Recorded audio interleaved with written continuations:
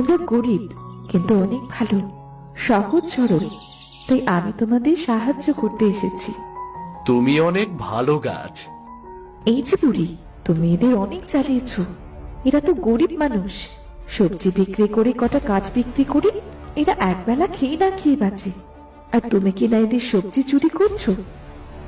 আসলে আসলে আমি একদিন শাক চেয়েছিলাম, গাছ ছোট হওয়ায় বলেছিল বড় হলে নিতে।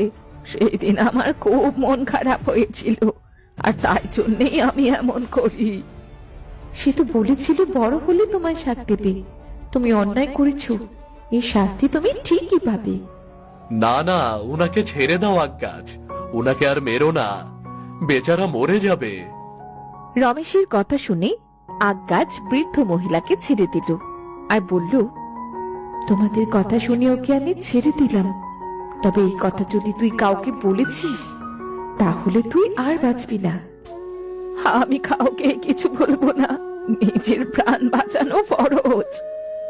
এই বলে বৃদ্ধ মহিলা সেখান থেকে চলে গেল। এরপর বলি, তোমার গাছে তো কত আখ হয়েছে, এত আখ তো আমি আগে কখনো দেখিনি।